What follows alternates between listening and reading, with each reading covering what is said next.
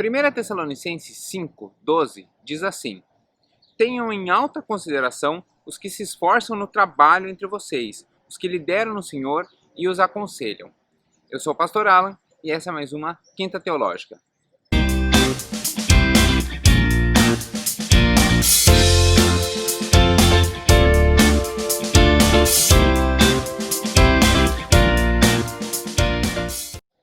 Toda quinta, aqui no canal Teolegal, nós temos a Quinta Teológica. É sempre um estudo, às vezes sobre algum trecho das Escrituras, às vezes sobre algum postulado teológico, às vezes sobre algum tema específico. Mas sempre tentando trazer algo que seja útil, seja prático para o seu dia a dia e seja algo que você possa usar para aumentar a sua comunhão com Deus e com a sua comunidade de fé. Por isso, se você está vendo agora na hora da estreia, você pode ver aqui no bate-papo ao vivo, eu sempre estou online no momento da estreia. Ou, se você está vendo esse vídeo depois, você pode escrever aqui como os comentários, porque eu leio todos os comentários que são postados e, na medida do possível, eu vou atendendo. Do mesmo modo, se você acha que esse estudo se encaixa a alguém, ao seu irmão, ao seu amigo, alguém que está começando a caminhada na fé, você pode também encaminhar para ele o link, pode convidar ele para se inscrever no canal. E peça para ele se inscrever aqui no canal e ativar as notificações. E se você gostar dessa mensagem, deixa o like. Isso é muito importante para nós, nos ajuda bastante a saber que estamos caminhando no caminho certo ou precisamos fazer um ou outro ajuste. Então, fique à vontade para postar o seu comentário aí, deixar a sua inscrição e o seu like.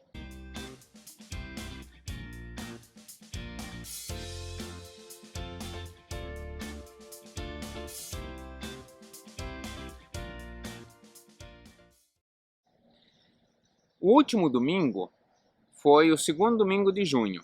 E sempre no segundo domingo de junho é o dia do Pastor Batista, é comemorado o dia do Pastor Batista. Então, o estudo de hoje é justamente sobre isso, sobre a autoridade pastoral, sobre essa figura chamada pastor e como alguém chega a se tornar um pastor batista e o que isso significa. Então, vou começar contando a minha história, que é muito semelhante à história de muitos outros pastores. Claro que cada um tem uma caminhada específica para chegar ao ministério pastoral. Eu tenho uma caminhada específica que tem seus sabores e os seus dissabores, mas essa não é a questão. A ideia aqui é mostrar que todo pastor batista ele tem uma responsabilidade grande, mas ele também tem uma caminhada significativa para chegar até lá. Como funciona? Alguém, no caso do Paraná, pode ser um homem ou uma mulher, existem algumas convenções estaduais que reconhecem o pastorado apenas masculino, o Paraná reconhece tanto de homens quanto de mulheres, mas alguém que resolva ser pastor batista, hoje em dia, né, as coisas vão mudando, então antigamente não era necessário, por exemplo, ter terminado a faculdade, às vezes, muito antigamente não era nem necessário fazer a faculdade de teologia. Vou dizer como é hoje, em 2020. Hoje, em 2020, para alguém se tornar pastor batista, precisa, primeiro de tudo, fazer uma faculdade de teologia, né? A faculdade de teologia que eu sou professor, que é a FABAPA, é a faculdade da denominação batista aqui no Paraná. Então, a pessoa precisa fazer essa faculdade, não precisa necessariamente ser a batista, mas se não fizer a batista, depois precisa uma análise para saber se o que a pessoa estudou se encaixa dentro do necessário para se tornar um pastor. E essa caminhada pastoral não é automática, não é porque você fez a faculdade e se formou que você automaticamente já se torna pastor, né? Existem outras igrejas que têm outros entendimentos. Na Igreja Batista, esse é só um dos requisitos, porque há um outro requisito que é muito importante. Quem faz a faculdade de teologia e almeja ser pastor, ele não pode pedir o seu concílio, ele não pede o seu exame. Quem pede o exame da pessoa é a igreja. Então, às vezes as pessoas dizem assim, a faculdade, eu olhei o currículo, a faculdade não prepara a pessoa para ser pastor plenamente, porque falta isso, falta aquilo. A faculdade é um acessório da caminhada, um acessório extremamente importante, mas um acessório da caminhada. É como se fosse um carro, o motor é um acessório, é uma parte que está ali, mas não é o todo do veículo. As rodas são um acessório, elas não são o todo do veículo, mas são importantes para estar ali na direção. Então, a faculdade é uma dessas caminhadas, né? A outra é que a pessoa vai estar no dia a dia da igreja, realizando seus estágios, realizando a prática da igreja, e a igreja que ela pertence, essa igreja vai reconhecer o chamado pastoral dessa pessoa, e então essa pessoa vai, a igreja pede a ordem dos pastores batistas do Paraná, do Brasil, da seccional Paraná e da subseção Curitiba, no nosso caso, da Batistas da Grande Curitiba, BGC, a igreja vai pedir o concílio dessa pessoa. O que é o concílio? O concílio é um exame. No meu caso foram 217 perguntas, em torno de 2 horas e meia, mais ou menos, de perguntas, em que você responde oralmente as perguntas de uma grande área de teologia, né? Então, são várias áreas em que o examinador é perguntado, o examinado é perguntado.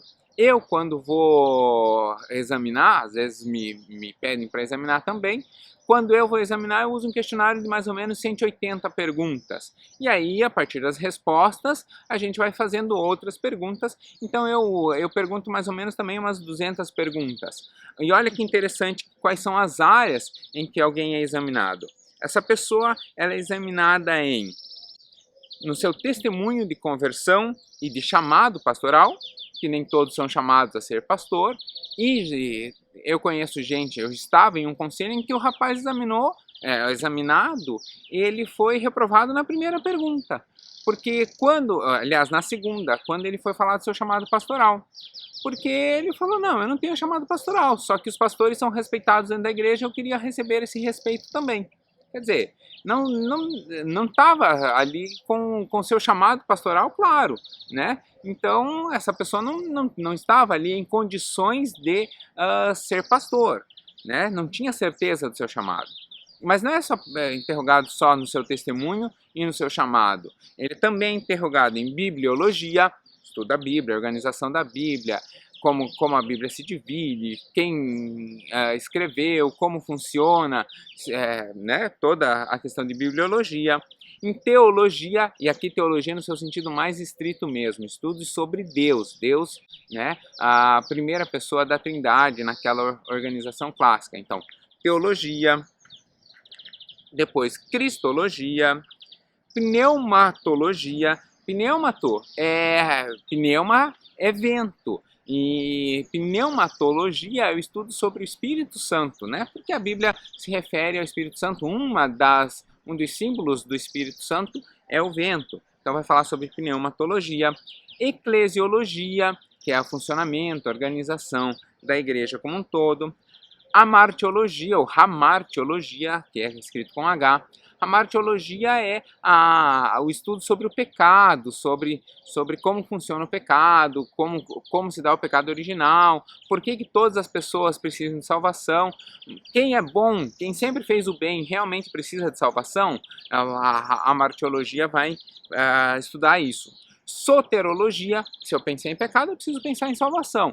Então, salvação, em grego, soteros, né? Por isso que quem nasce em Salvador é soteropolitano. Polis, cidade, cidade do Salvador, soteropolitano, né? É da cidade de Salvador. Então, soterologia vai estudar sobre a salvação. Como se opera a salvação, né? Se Cristo no momento da cruz ali havia o 100% homem e o 100% Deus estavam presentes ali em Jesus, qual se manifestou, por que Jesus diz que Deus o abandonou ali na cruz? Então tudo isso a soterologia vai responder.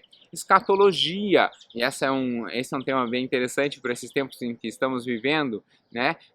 É a doutrina do fim dos tempos, ou como se opera a reconstrução ou estabelecimento pleno do reino de Deus. Também assuntos relacionados com a ética pastoral, com moral, com conduta no seu dia a dia, né? A conduta do pastor dentro do seu serviço eclesiástico e na sua vida privada também.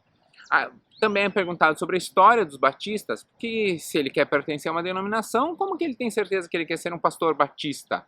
Por que ele quer ser um pastor batista? Então ele tem que saber a história dos batistas. Por que nós somos como somos? Por que nós fazemos a ceia do Senhor e não fazemos santa ceia?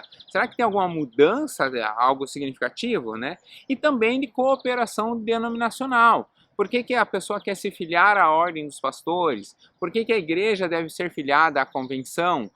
Por que a igreja deve participar da associação? Como a igreja participa? Precisa pagar? Não precisa pagar? Quanto custa? É caro? Não é caro? Então todas essas coisas são avaliadas, né, a partir do momento em que a igreja diz, olha, nós entendemos que esse candidato já está pronto ao ministério pastoral. Então quando a igreja diz isso, aí os pastores, pelo menos 7 pastores, se reúnem para avaliar o candidato, para ver se ele tem essa capacitação técnica, porque a igreja já viu a prática. Então alguém se tornar pastor batista é um caminho longo, né? Não é árduo, ao contrário, é um caminho prazeroso, porque quando a igreja realmente ama o seu candidato a pastor, a igreja investe na vida dessa pessoa e é prazeroso poder cumprir o chamado de Deus, mas é um caminho largo, é um caminho que tem o seu percurso a ser traçado. Por isso que nós temos tanto respeito e valorização pelos pastores, porque a gente sabe que foi alguém que percorreu um caminho para estar até ali. Às vezes as pessoas perguntam assim, mas o concílio não tem perguntas que são muito técnicas? Tem, porque é uma avaliação técnica, mas ela tem um porquê. Vamos pensar uma questão qualquer, por exemplo, talvez você não saiba o que é lapsarianismo, e você não precisa saber. O lapsarianismo ele um estudo, uma área de hamartiologia e soteriologia, ou seja, quando entra o pecado e quando Deus decide que criará uma forma de perdoar o pecado. Quando isso aconteceu? Isso acontece antes de Adão e Eva, antes da criação do mundo? Isso acontece depois? Isso acontece depois que o homem peca? Então, o lapsarianismo vai criar a teoria sobre isso. Aí você pode até pensar assim, pastor, mas de que adiantaria eu saber isso? Talvez nada. Mas quando alguém chega ao gabinete pastoral e fala assim, pastor, eu não consigo aceitar o perdão do pecado que eu cometi. E aí você explica para a pessoa, ei, mas você já confessou o seu pecado? Você se arrependeu? Sim, mas a dor do arrependimento ainda volta. Então às vezes, você não sabe como agir, você buscar uma boa teologia, por exemplo, com o lapsarianismo, saber o termo-chave, saber bons autores, vai te ajudar a buscar uma boa resposta para isso. Né? Então, é uma forma de você auxiliar melhor as suas ovelhas. Quanto mais bem preparado o pastor, melhor ele pode cuidar do seu rebanho. Isso por quê? Porque não há nenhum trecho bíblico sobre as igrejas do Novo Testamento em que uma igreja não tenha um pastor, uma igreja não tenha um sacerdote, alguém especificamente separado para isso. Algumas igrejas vão usar outros nomes. Vai ter igreja que vai chamar de ancião, vai ter igreja que vai chamar de presbítero, vai ter igreja que vai chamar de bispo. A igreja batista usa a denominação pastor. Né? Então nós não temos pastor, nada além de pastor. A pessoa ou é pastor ou não é pastor. Né? Então não tem outros nomes para, nós não temos ancião, presbítero, reverendo também, né? Mas na Bíblia nós achamos esses 3 termos, ancião, bispo e presbítero. E algumas igrejas também vão chamar de reverendo. Cada igreja do Novo Testamento ela tem um pastor, pelo menos um, né? Cada igreja tem um responsável na área pastoral pela igreja. Olha o que vai dizer Tito 1, versículo 5. Eu o deixei na ilha de Creta, para que você pusesse em ordem o que ainda faltava fazer, e para nomear em cada cidade os presbíteros das igrejas. Lembre das minhas ordens. Então a ideia é de que cada igreja tenha o seu pastor. Cada igreja precisa ter o seu pastor. Evidentemente, há períodos em que acontece a troca de pastor, um pastor se afasta, vai para um outro ministério, vai para uma outra área, tal, a igreja fica ali um tempinho sem. Mas a normalidade é que cada igreja tenha o seu pastor, o seu responsável por ela. Olha só o que Atos 14, 23 vai falar. É a mesma ideia. Em cada igreja, os apóstolos escolhiam presbíteros. Eles oravam, jejuavam e entregavam os presbíteros à proteção do Senhor em que estes haviam crido. Ou seja, para cada igreja, os próprios apóstolos não ficavam com a sua responsabilidade, né? Então, se você olhar lá as cartas de Paulo, Paulo tem várias igrejas que ele plantou, mas em cada igreja que ele plantou, ele vai deixando presbíteros, ele vai deixando pastores, né? A gente já viu que ancião, presbítero e bispo, nesse caso, são todas palavras sinônimos de pastor. Para cada igreja, Paulo vai deixando um presbítero responsável por aquela igreja. Igreja Batista de Bom Retiro hoje ainda não tem nenhuma filial, não tem nenhuma congregação. Mas se amanhã depois tiver, em cada lugar vai ser implantado, mas ali vai ter um pastor local também, vai ter alguém responsável por aquele local para trabalhar. Vai trabalhar sobre a coordenação do pastor geral da igreja? Essa é uma outra questão, mas ele ali tem uma autoridade local e própria daquele trabalho. Então nós vemos aqui em duas passagens, tanto em Tito quanto em Atos, que cada lugar tem o seu pastor. Ao mesmo tempo, como eu mostrei ali todas as áreas, todo pastor é ordenado por Deus, de acordo com as Escrituras, e é qualificado e tem uma exclusiva missão pastoral. Todo pastor só tem uma missão pastoral, que é cuidar da igreja. Então nós temos hoje aqui na Igreja Batista do Bom Retiro, nós temos, por exemplo, pastor de famílias, pastor Marcos. O pastor Marcos, ele é pastor de famílias. Por quê? Porque hoje a sua dedicação está focada em famílias. Mas todo pastor batista, ou o pastor Renato, por exemplo, que é pastor de surdos. Mas todo pastor batista, ele é preparado para qualquer área. Né? Então, às vezes as pessoas têm assim, mas determinado pastor já passou por essa experiência, então só ele saberia lidar. A coisa não é bem assim. Primeiro porque o bom pastor, o verdadeiro pastor, ele não vai falar da sua experiência, ele vai falar da mensagem de Deus, da palavra de Deus. E a palavra de Deus, ela está exposta nas Escrituras. Então você não precisa ter um pastor que tenha tido uma experiência com drogas para poder lidar com alguém que tenha tido uma adição, né, um vício em drogas. Evidentemente, há determinados pastores que têm mais experiência sobre determinada área, porque costumeiramente trabalhou ali e tal. Mas todo pastor ele pode fazer velório, ele pode fazer casamento, ele pode fazer qualquer serviço pastoral, aconselhamento, ele é preparado para todas as áreas, inclusive no seu concílio, ele é perguntado sobre todas as áreas possíveis do seu trabalho. Acontece, às vezes, de chegar num concílio, por exemplo, alguém que vai ser o pastor de jovens da igreja. As perguntas não mudam, ele tem que responder perguntas como se ele fosse um pastor presidente da igreja. Às vezes acontece da igreja fazer o concílio do pastor que vai ser o pastor presidente da igreja. As perguntas são as mesmas, o nível de dificuldade é o mesmo e o nível de resposta tem que ser o mesmo, né? Ele é avaliado como um todo. Eu fui examinador no concílio de um pastor que hoje eu tenho orgulho de chamar de colega e que foi meu aluno, com muito prazer, o pastor Davi Pena, e ele, na abertura do concílio, o pastor presidente da igreja, pastor Renato Gusso, disse assim, hoje nós vamos fazer o exame do Davi, e uma vez aprovado, se ele for aprovado, ele estará capacitado para ser pastor batista em qualquer igreja do mundo. E aí me acendeu uma luz e falei, é verdade, ele a partir do momento em que ele é aprovado em um concílio, ele poderia ser pastor em qualquer igreja no mundo, né? Nós estamos aqui em Portugal temporariamente, mas se nós tivéssemos nos mudado para cá, nós aqui frequentamos uma igreja e a igreja que nós frequentamos aqui, o pessoal sabe que eu sou pastor, me cumprimento, olá pastor, tudo tal, não desempenho função pastoral aqui nenhuma, mas o pastor aqui, o pastor Pedro, sabe que se qualquer dia que ele precisar, ele tem meu contato, ele tem meu telefone, ele pode entrar em contato comigo, eu estou à disposição para qualquer serviço pastoral. né?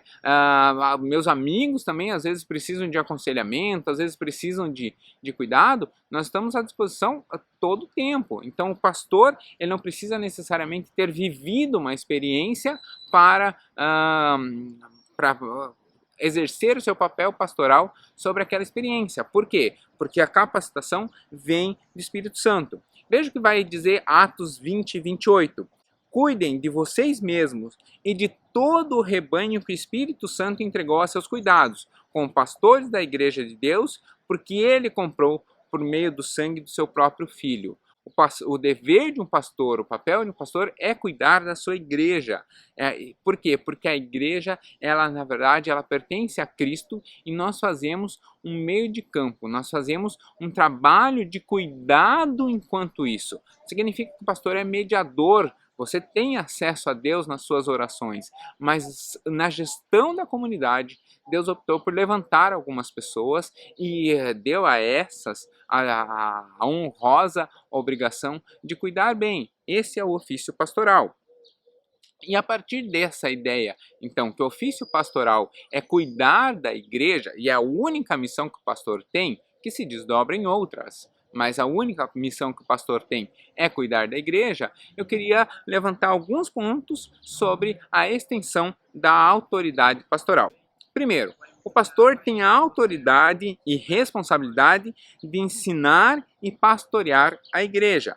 Como nós já dissemos, essa é a função do pastor. Ensinar as escrituras de modo a que aquela palavra escrita seja uma palavra viva e eficaz na vida da pessoa e pastorear a igreja, ou seja, conduzir a igreja até o seu caminho. Eu tinha um tio, João Gabriel, ele já faleceu, mas ele tinha uma ilustração muito legal. Ele dizia assim: filho, cuide...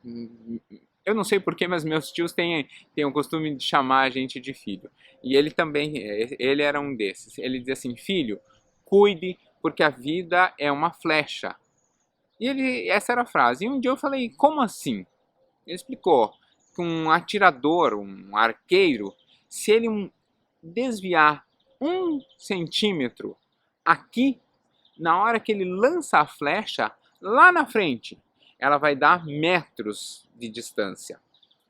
Centímetros de afastamento aqui, lá na frente, vão representar metros de distância. Então ele diz assim: filho, cuide, porque a vida é uma flecha. Se você desviar um pouquinho aqui, lá na frente, virá a diferença. O papel do pastor é dizer: ei, flecha que está em curso, você está indo para um caminho perigoso, vai desviar metros, quilômetros. Volta, porque ainda dá tempo de acertar o alvo. A porta é estreita, o alvo é pequeno. Volta, porque ainda tem como chegar lá. Então, o papel do pastor, da autoridade pastoral é esse: ensinar e pastorear a igreja. 1 Tessalonicenses 5,12 vai dizer: irmãos, pedimos a vocês que respeitem aqueles que trabalham entre vocês, isso é, aqueles que foram escolhidos pelo Senhor para guiá-los e ensiná-los. Tratem essas pessoas com o maior respeito e amor, por causa do trabalho que fazem, e vivam em paz uns com os outros. Eu não sou o único exemplo. Eu conheço vários exemplos de vários pastores que tinham uma vida boa, uma vida normal, uma vida secular, um trabalho comum, e que entenderam o chamado de Deus e deixaram essa profissão que tinham para dedicar-se ao ministério, para dedicar-se em tempo integral ao ministério. E é muito comum que isso, inclusive, represente uma perda financeira. A pessoa passe a ganhar menos dinheiro. Parece estranho no mundo de hoje alguém optar por uma profissão, se é que nós podemos chamar de profissão, mas alguém optar por um ofício, por uma ocupação, por uma profissão em que ganhe menos.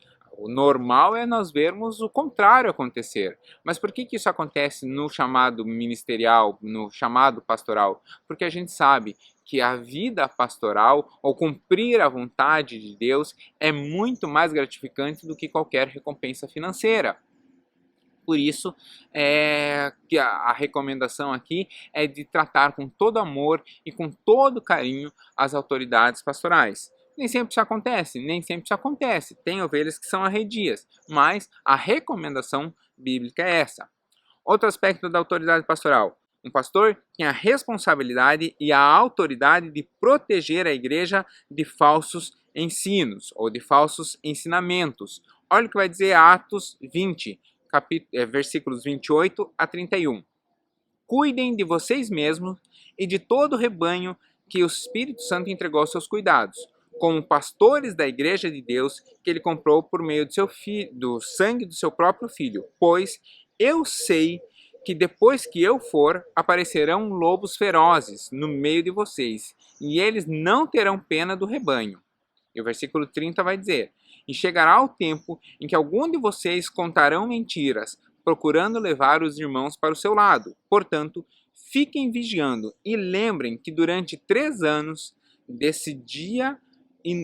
dia e de noite, eu, chorando, não parei de ensinar a cada um de vocês. Ou seja, aqui a mensagem é clara: eu perseverei por 3 anos, com sofrimento, com lágrimas, ensinando a vocês a boa doutrina. Mas vai chegar um dia em que vocês vão se deparar com má doutrina. E acontece.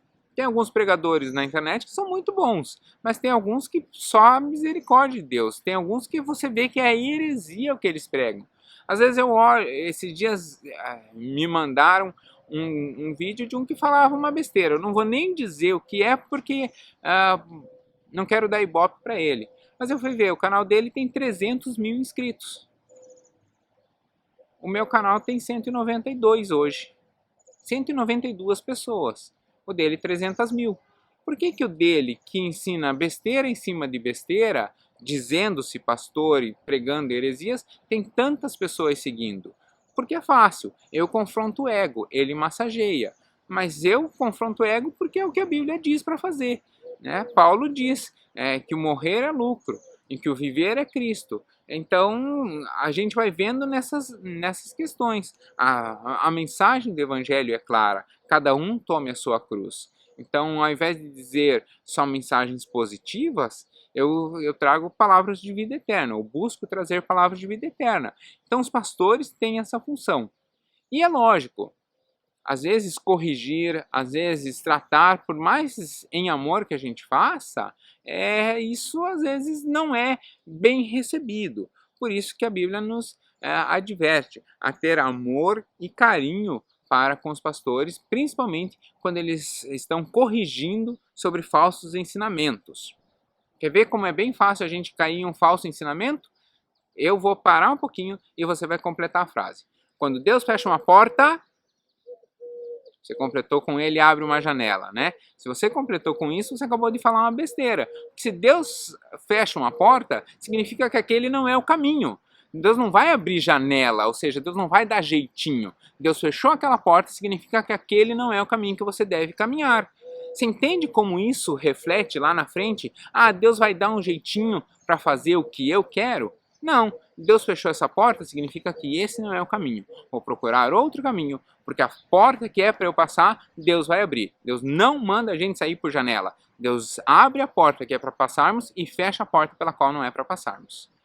Parece uma frase boba, mas ela reflete lá no seu pensamento que Deus dá jeitinhos, que Deus vai por caminhos tortuosos para cumprir o seu querer. Então é esse tipo de ensinamento que os pastores têm a obrigação de ser contra. Outro aspecto da autoridade pastoral.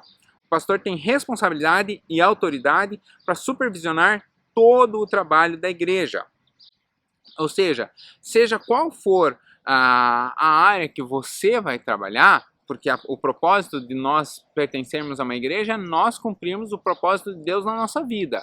Já dei aqui a dica da ovelha, da nova ovelha. O seu ministério é sentar e prestar atenção no culto. E isso é uma bênção, porque quem está pregando precisa ver aquele rostinho de aprovação. Eu mesmo, quando estou falando aqui, às vezes está minha esposa, às vezes está o meu filho, às vezes estão os dois atrás me auxiliando ali para eu não falar sem ninguém estar me ouvindo, né? Então, hoje a vida me colocou em uma situação que eu estou um pouquinho distante de vocês. mas nós sempre estamos cumprindo o nosso ministério. E você pode ser um líder de célula, você pode ser um diácono, você pode ser um intercessor, você pode ser um missionário, você pode cumprir o seu chamado, mas sempre o pastor está autorizado ou capacitado para auxiliar você nesse serviço e supervisionar, aqui no sentido não de estar por cima, de ser chefe, mas de estar ali junto, apoiando e principalmente dando direcionamento. Olha o que Hebreus 13, versículo 17 vai falar. Obedeçam aos seus pastores, sujeitem-se a eles, porque velam por suas almas, como aqueles que vão dar conta delas, para que o façam com alegria e não gemendo, porque isso não será útil para vocês. Eu já disse aí no Bom Retiro que no período em que estávamos sem pastores, né, sem um pastor titular, na saída do último pastor, na chegada do atual, houve ali um período de tempo em que os outros pastores da igreja cuidaram da igreja naquele tempo. E teve um dia que me coube a pregação e eu falei, a igreja não está sem pastor, eu oro por vocês. Há alguém cuidando de vocês e há alguém orando por vocês. Eu orava sistematicamente toda segunda-feira pela Igreja Batista de Bom Retiro. Hoje, não mais com a mesma intenção, porque naquela época era para que Deus enviasse o pastor que ele havia designado. Hoje por outros motivos. Mas na segunda eu tinha um tempo específico e determinado para orar sobre isso. Então a igreja não caminha sozinha. Eu me sentia, é a igreja que me pediu o meu concílio, é a igreja que me ordenou o ministério pastoral. Então eu tenho uma dívida de amor e de carinho com o retiro que me impulsionou a, naquele tempo, estar orando pela igreja, por esse momento específico da igreja, né? Então o pastor tem esses aspectos da sua autoridade. Ela não significa uma autoridade total. Vimos ali, cuidado com os falsos profetas. Há pontos em que não são da esfera da autoridade pastoral. Pastor tem autoridade como naquilo que Deus o chamou, né? Paulo vai dizer isso em 1 Coríntios 11:1. Sejam meus imitadores, mas como eu sou imitador de Cristo. Paulo não diz assim, sejam meus imitadores porque eu sou bom. Sejam meus imitadores porque eu sigo as palavras de Cristo. A nossa limitação está naquilo que Deus atuou sobre a sua vida. Aquilo que Deus interferiu e aquilo que aquilo que você permitiu que Deus intervisse. Paulo, quando diz que é para imitarmos ele porque ele imita a Cristo, é justamente essa ideia. É a ideia de que Paulo segue os ensinamentos de Cristo e, portanto, naquilo que ele segue os ensinamentos de Cristo, ele deveria ser imitado. Eu tenho bem claro isso para mim. Por exemplo, quando eu peço alguma coisa para o pessoal da comunicação, quando eu peço alguma coisa para o pessoal do som, da multimídia, e quando eu estou pedindo algo que é um desejo meu, olha, eu gostaria de que fosse feito isso, eu gostaria que fosse feito assim, ou dessa maneira, eu peço de uma maneira. Agora, quando eu sei que aquilo é a vontade de Deus, ou é uma palavra pastoral sobre aquilo, a flexão verbal, ou o tipo de verbo escolhido, mudam. Eu falo, ó, precisamos fazer isso, isso precisa ser assim. E como professor, eu normalmente explico o porquê. Um exemplo bem simples. Durante toda a transmissão que a igreja faz, o pessoal da intercessão fica ali conversando com as pessoas que colocam seus pedidos de oração, né? Eles ficam intercedendo ali pelas pessoas. E quando isso começou, teve algumas frases que não foram muito bem construídas ali. E eu cheguei para a líder de intercessão, dei o print e cheguei para a líder de intercessão e falei, olha, Anne, isso daqui não pode ser assim, a pessoa não pode responder dessa maneira, precisa responder dessa maneira. A Anne é uma pessoa muito inteligente, vivida, com uma grande experiência com Deus, mas ela entendeu o porquê, eu nem precisei explicar, mas ela entendeu o que eu estava falando. Ali foi uma palavra mais incisiva, porque era uma palavra pastoral. Então, o que a Bíblia está dizendo aqui é o seguinte, quando é a autoridade pastoral, quando é uma palavra pastoral, ela deve ser seguida. Agora, quando é uma opinião sobre, aí você toma como opinião, né? Então, ter esse discernimento bem claro do que é a vontade pessoal e do que é a vontade pastoral. E a partir daí a gente consegue enxergar no bom pastor algumas qualidades. A primeira é de que a sua autoridade está baseada na mensagem que ele prega. Olha o que Hebreus 13:7 vai falar. Lembrem-se dos primeiros líderes espirituais que anunciaram a mensagem de Deus a vocês. Pensem como eles viveram e morreram e imitem a fé que eles tinham. A ideia aqui é justamente essa, de que nós imitamos o exemplo daqueles que estão pregando, ou daquilo que está vivendo. Por isso que, você já viu aqui na mensagem, quase toda a mensagem a gente vê isso, o pastor ele expõe o que a palavra diz, e a partir dali ele faz uma aplicação, e muitas vezes ele traz um testemunho, ele vai trazer como aquilo se reflete na sua vida, né? O pastor também está baseado no seu chamado por Deus e reconhecido pela igreja. Então, quando o pastor ele está à frente de uma igreja, a sua igreja o reconheceu. No meu caso, eu fui ordenado dentro da Igreja Batista de Bom Retiro. O pastor Lobo, por exemplo, não. O pastor Lobo foi ordenado em outra igreja, mas era uma igreja irmã, da mesma fé e ordem. Pastor Lobo passou por aquele exame. Pastora Fabíola passou pelo exame. Eu, inclusive, tenho uma foto muito curiosa que eu vou tentar postar agora aqui, que aparece o pastor Lobo, a pastora Fabíola, o pastor Marcos, os três eram da mesma igreja, e eu. E eu fiquei bem do lado da pastora Fabíola nesse dia, porque para o exame do concílio, nós já nos conhecíamos, né, do meio pastoral, nós já nos conhecíamos, e a pastora Fabíola sentou para estudar comigo. Não para estudar nada, né, porque ela já sabia tudo ali, mas era mais para desencargo de consciência, mas eu estudei com a pastora Fabíola para o seu concílio, né, então na hora da ordenação eu estava ali do lado, e aí por acaso saiu curiosamente essa foto do pastor Lobo, pastora Fabíola, o pastor Marcos e eu ali no momento da ordenação dela. Então o pastor ele é chamado por Deus e ordenado pela igreja. A igreja atribui a ele uma autoridade pastoral. A autoridade pastoral também está baseada naquilo que ele vive, ou seja, no caminho que ele se deu. Por isso que o pastor ele é pastor 24 horas. Significa que o pastor está 24 horas à disposição, né? É lógico, ocorrendo uma emergência, eu não conheço nenhum pastor que se negaria, por exemplo, a ir a um velório dizendo, não, é segunda-feira, é o meu dia de folga, enterre na terça. Né? O pastor jamais faria isso. Às vezes a gente nega até como um ato de disciplina, dizendo, olha, isso tem que esperar, isso não é a hora, vocês precisam também respeitar a autoridade pastoral. Mas no fim das contas, seja qual for a emergência, os pastores sempre estão à disposição.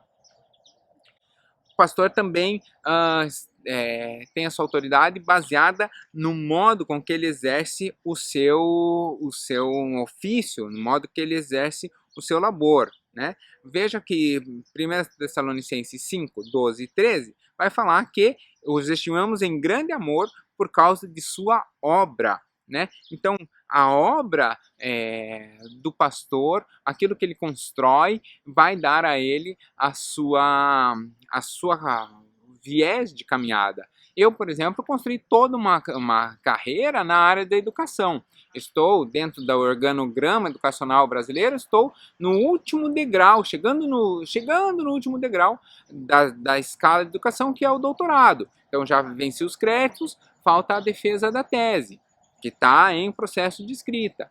Então, é justamente porque eu tenho essa caminhada de educação que eu cuido da área de educação. Né? Isso não significa que o pastor não possa cuidar de outras áreas, mas o meu labor foi construído nessa área, portanto é dessa área que eu tenho cuidado mais, porque é onde eu tenho mais afinidade. Tem outros pastores, por exemplo, que têm mais afinidade com esporte, com outras atividades. Então ele foca ali, mas lembrando, capacitado para qualquer ação. E toda autoridade pastoral tem várias características. Entre elas, eu separei algumas. A primeira é de que a sua autoridade ela é ministrada, ou seja, ela é delegada por alguém. A autoridade do pastor não está no pastor, mas está no Deus que o chamou. 2 Coríntios 13, 9 e 10 vai dizer isso. Escreva essa carta antes de ir vê-los, para que, quando eu for, não tenham de ser tão duro, eu não tenha que ser tão duro no uso da autoridade que o Senhor me deu. Essa autoridade é para fazer com que vocês cresçam espiritualmente e não para destruí-los. Portanto, quando um pastor se dedica ou se dispõe a chamar a atenção de alguém, ele está fazendo isso para a sua edificação.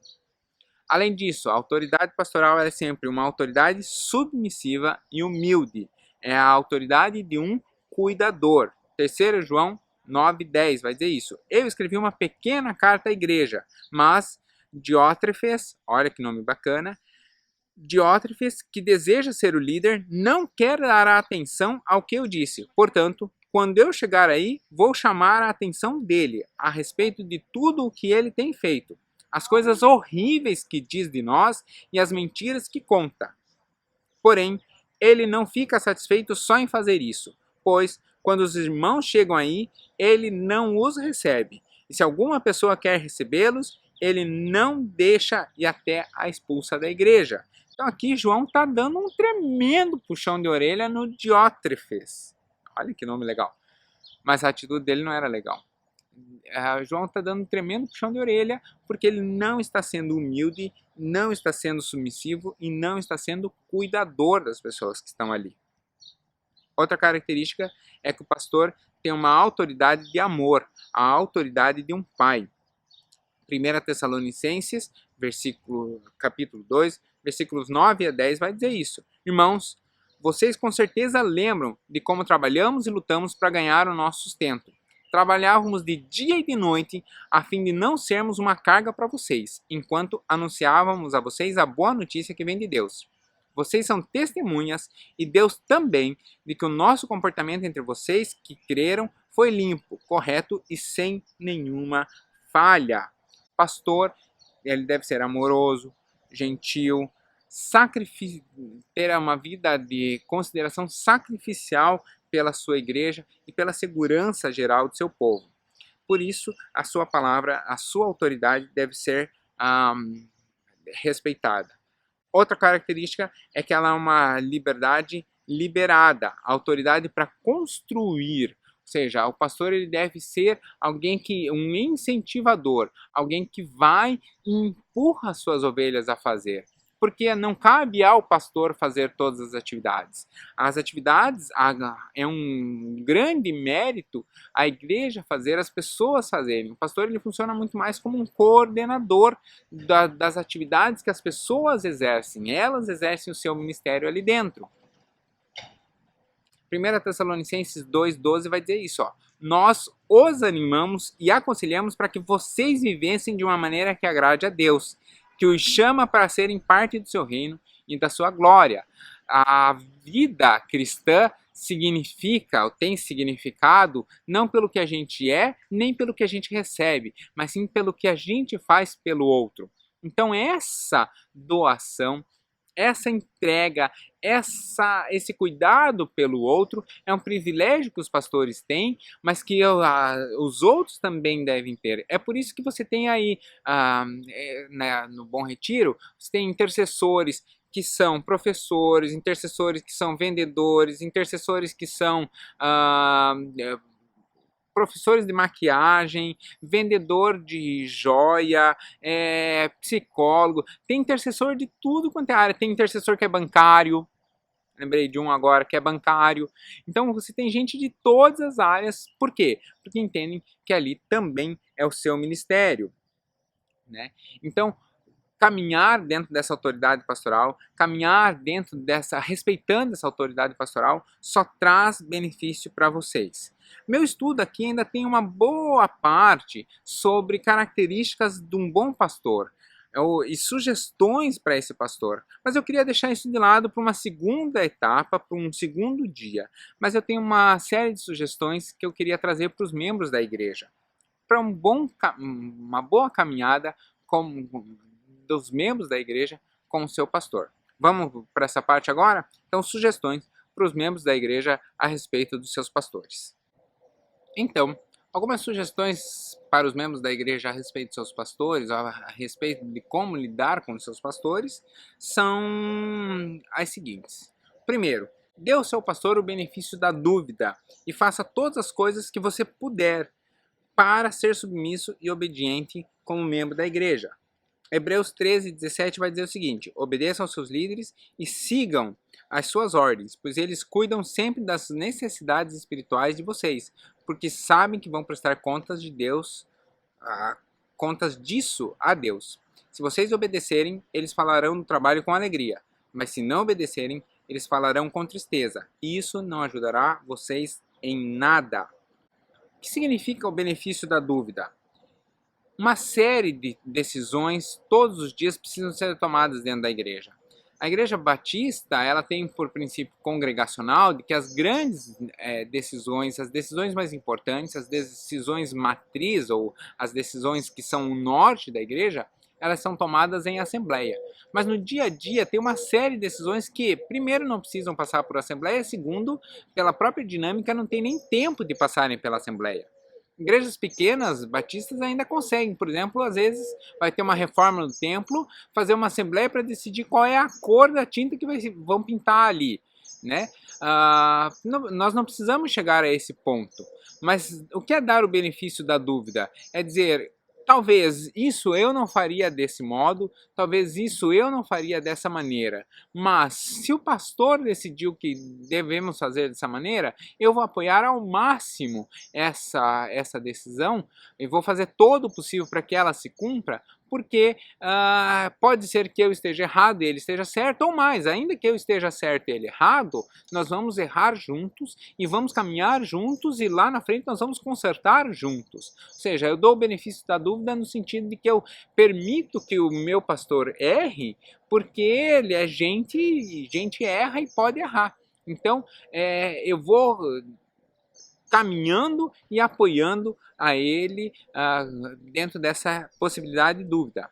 Outra, esteja certo de que vai estar lutando pelas verdades das Escrituras e não pelas suas próprias vontades. Ou seja, naquilo que você realmente acha que o pastor está extremamente errado e que não condiz com as Escrituras e nem com o dia a dia da igreja, naquilo você realmente, em amor, como com qualquer outro irmão, você vai chegar para o seu pastor e vai corrigi-lo. E se ele pedir perdão, pastor Kekos pregou exatamente sobre isso esses dias. Ao pedir perdão, você está na obrigação de exercer esse perdão, de liberar esse perdão para que não recaia sobre você o peso, né? Então, se o pastor errou contigo, você vai dar a ele essa liberdade. Mas naquilo que você entende que a sua luta é pela sua vontade própria, deixa ela um pouquinho de lado, ou vai expõe por que isso deveria ser assim, isso deveria ser assado. Uma coisa bem interessante que aconteceu aí no Bom Retiro foi uma conversa que uma vez de fim de culto eu tive com o pastor Lobo. Ele falou assim, eu olhando aqui para o salão, eu tinha vontade de fazer aqui anfiteatro, e conversei com não sei quem que era engenheiro e tal, e ele disse que pela laje aqui tem como fazer, nós poderíamos fazer um anfiteatro. Falei, pois é, pastor Lobo, é verdade, só que se fizer um anfiteatro, nós matamos aqui o salão em que nós fazemos às vezes as feiras de missões, nós matamos qualquer outro evento em que nós precisamos do salão reto, um jantar, um café, já não consegue acontecer aqui. E como hoje na igreja nós não temos esse salão, o anfiteatro não seria uma boa ideia. Sabe o que o pastor Lobo falou no mesmo instante? Ele falou assim, a ideia do anfiteatro está jogada de lado. Porque ele entendeu que ser igreja é muito mais do que sentar em anfiteatro. Ele estava certo, porque realmente em anfiteatro você senta, você vê melhor o púlpito, você vê melhor a pessoa que está pregando, é muito melhor. Mas hoje, o que nós podemos ter dentro do Bom Retiro, dentro da necessidade do dia a dia da igreja, é que o salão seja reto. E aí ele entendeu isso. Ele entendeu que o papel da igreja é muito mais do que o culto de domingo. Né? E por isso ali na mesma hora ele mudou de ideia. Por quê? Porque é um homem que está ouvindo a palavra de Deus através de um menino que estava ali dando opinião para ele. Uma outra característica para um bom membro ter uma relação tranquila com o seu pastor é guardar o seu coração e a sua atitude e falar em amor. Gálatas 6:1 vai dizer isso. Meu irmão, se alguém for apanhado em alguma falha, vocês que são espirituais devem ajudar essa pessoa a se corrigir, mas façam isso com humildade e tenham cuidado para que vocês não sejam tentados também. Ou seja, se o seu pastor errou, e acontece, se o seu pastor errou, você age em amor com ele, especialmente sendo seu pastor, porque assim você não estará sendo tentado a desrespeitar a autoridade. Assim você não está sendo tentado a deixar de lado a autoridade que a igreja confiou àquela pessoa. Outro detalhe é que você deve manter os seus olhos focados em Cristo, ao invés dos homens desse mundo.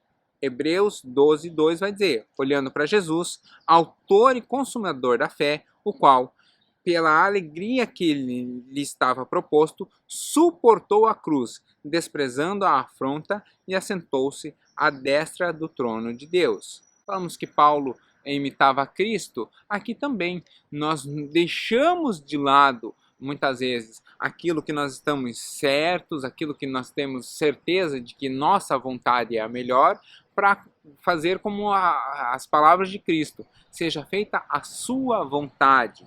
Né? Se possível, afaste de mim desse cálice, mas seja feita a sua vontade. Ou seja, que a vontade de Deus se opere sobre a igreja. Um ponto mais importante de todos é: ore por seus pastores e pelos líderes da igreja. Estar longe aqui, às vezes, traz alguns dias desanimados. E teve um dia em que estava muito chateado, bem desanimado. E foi muito curioso, porque nesse dia, como se soubessem disso, eu recebi 3 mensagens de 3 irmãos lá do Bom Retiro. Não eram nem pastores, eram 3 irmãos. E foi um dia muito curioso, porque um da comunicação, um do som e um outro amigo lá da igreja mandaram brincadeiras. Tudo bem, como vocês estão? Um outro mandou uma tirinha, eu gosto muito de tirinha, me mandou uma tirinha com uma piadinha e tal. E eu me senti ali amado, eu me senti ali cuidado por eles. E eu estava triste, estava sozinho, estava triste, e eles mandaram mensagem, curiosamente, justamente naquele dia. Ou seja, Deus mostrou que mesmo longe eles continuam sendo amigos, continuam sendo pessoas com quem a gente deve caminhar. E tenha muito cuidado, porque o último ponto, e talvez o mais importante, é que não há igreja perfeita. E não havendo igreja perfeita, toda a igreja está passível de ter erro. Toda convivência humana está passível de ter erro, de ter alguma coisa que te desagrade. Então, deixar que isso te afaste dos benefícios da comunidade é o maior erro que pode acontecer. Onde operou o pecado, que superabunde a graça, ou onde houve pecado, que a graça seja muito maior. Por isso eu queria encerrar o estudo, pelo menos essa primeira parte, justamente nesse anseio, de que se há qualquer mágoa no seu coração com relação à igreja ou com relação a algum pastor, de que você cumpra o mandamento bíblico. Vá, se acerte com ele, libere perdão. Talvez você não precisa necessariamente voltar para essa igreja. Nós temos um fenômeno hoje de muitas pessoas que, magoadas pela igreja, abandonam completamente a igreja. Não, se você acha que tem algo de errado na igreja, entra nela, começa a trabalhar nela, segue trabalhando nela para que isso seja corrigido. Se há algo que não está muito bem dentro dessa igreja, isso é essencial na sua existência, procura outra igreja séria, vai ser uma bênção lá naquela outra igreja. Mas não deixe o benefício de viver em comunidade de lado, porque você só ganha convivendo em comunidade. Às vezes tem algumas dores de cabeça, às vezes tem alguns incômodos, mas no cômputo geral isso é melhor do que viver isolado. Que Deus abençoe a sua vida. Eu queria encerrar orando, mas que Deus abençoe a sua vida justamente nesse sentido, de que você tenha saudade da casa do Pai e que na igreja você encontre um pouquinho dessa casa. Vamos orar? Senhor, eu queria colocar diante do Senhor cada uma das pessoas que estão nos assistindo nesse momento, vendo o nosso estudo. que esse estudo encontre campo fértil nos seus corações, que eles reconheçam a autoridade pastoral diante dos pastores que o Senhor colocou sobre a vida de cada um. Não porque são homens incríveis, mas porque são homens que foram chamados pelo Senhor. São homens que o Senhor designou e capacitou para isso. E o Senhor motivou a igreja a reconhecer neles essa autoridade pastoral.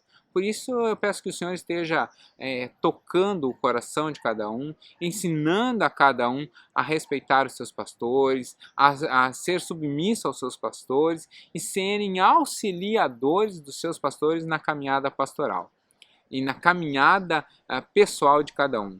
Que o pastor sobre a vida de cada uma das pessoas que assiste esse estudo, que o pastor de cada um possa ser uma bênção, e aquele que ainda não tem um pastor sobre a sua vida, que o Senhor possa designar a pessoa adequada para cuidar da vida deles. Que eles entendam que acima do homem falho que coloca-se como autoridade pastoral, cada um consegue encontrar em Cristo o pastor perfeito.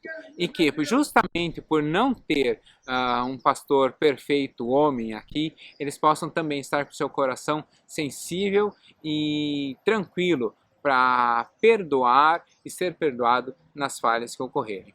Que eu abençoo a vida de cada um, em nome de Jesus. Amém. Que esse estudo você possa enviar para alguém que precisa ouvir essa palavra, que ele seja frutífero no seu coração e que você seja abençoado por poder caminhar com um pastor que realmente se dedica a cumprir a vontade de Deus. Deus abençoe. Tchau, tchau.